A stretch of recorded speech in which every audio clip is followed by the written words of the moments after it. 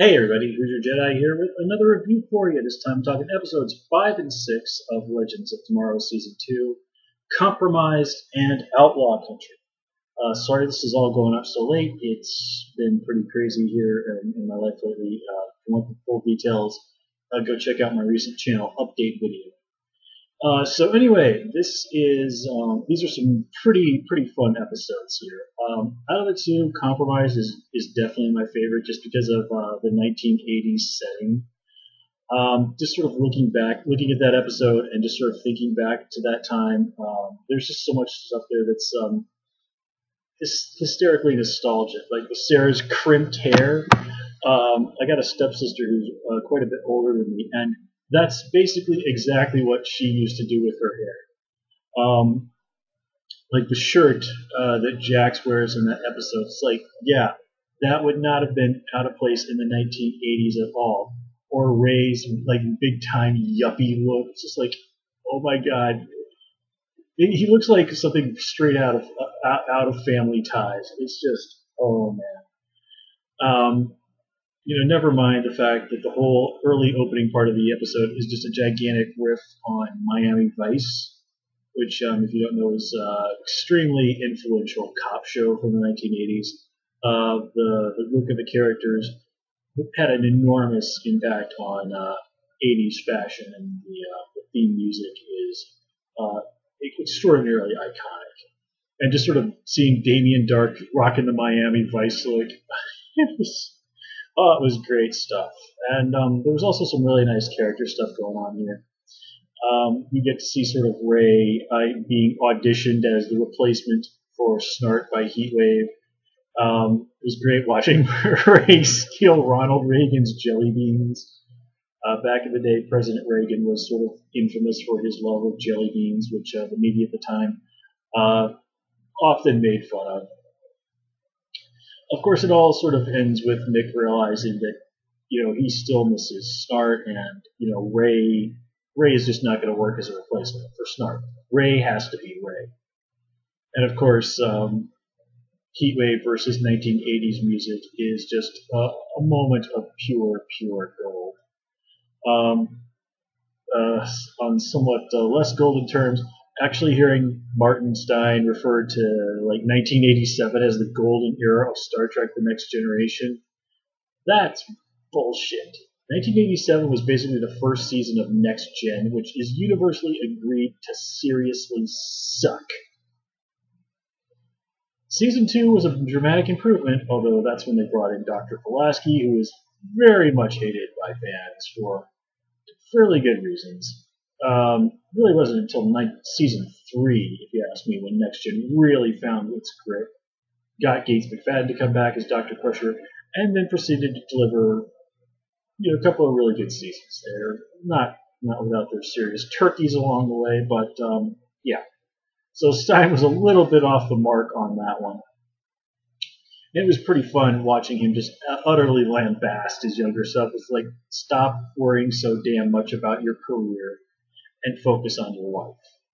Never mind, Stein stumbling into the whole deal with Russia, with the KGB guy and Damien Dark, and just sort of like hilariously slowly realize that he is in deep trouble. And it was really fun to watch Sarah kind of have that moment where she just utterly toys with Dark and just says like, hey, I'm a time traveler. Let me explain to you how everything that you care about is going to go and turn to crap. And watching her creep Damien Dark out was great, except that you realize that this is kind of Sarah being a bit of a hypocrite. It's like, oh yeah, other people can't change history for their own benefit, but I can screw with the guy who murdered my sister if I want to. I mean, never mind the fact that this sort of makes Dark realize, hey, I really should team up with Eobard Thawne and, go around and muck with history. So, yeah, Sarah, this is basically going to be all your fault. If you just let the guy go and just been satisfied with knowing that Oliver is going to kill him down the road, then this would have, he wouldn't have teamed up with the Reverse Flash. And now this sort of sheds a little bit of light on just what the Legion of Doom's ultimate intentions might be. Of course, So unsurprisingly, it's altering history for their own selfish benefit. Now, how you're going to get all these people being able to alter history for their own benefit and not, mess history up for the others, well, that remains to be seen.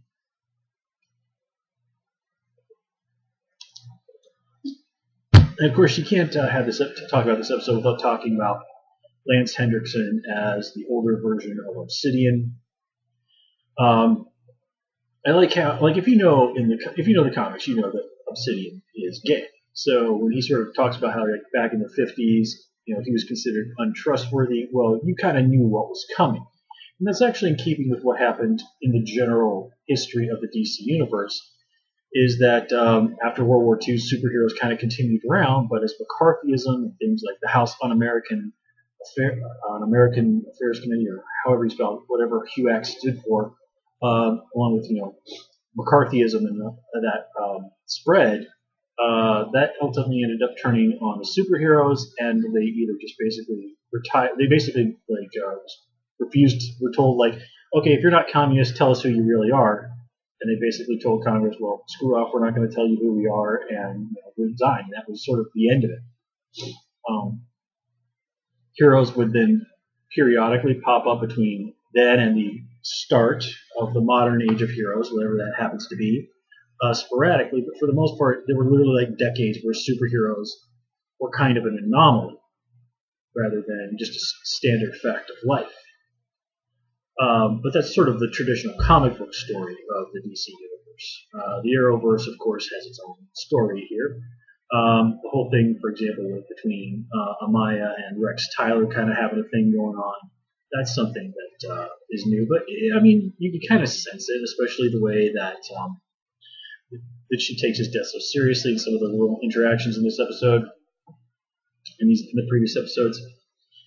And this kind of continues on, and it's also interesting to see Amaya start to bond a little bit with Mick, and this really kind of dovetails nicely with what happens in the Cowboy episode, Outlaw Country, where, of course, you get to see Jonah Hex again.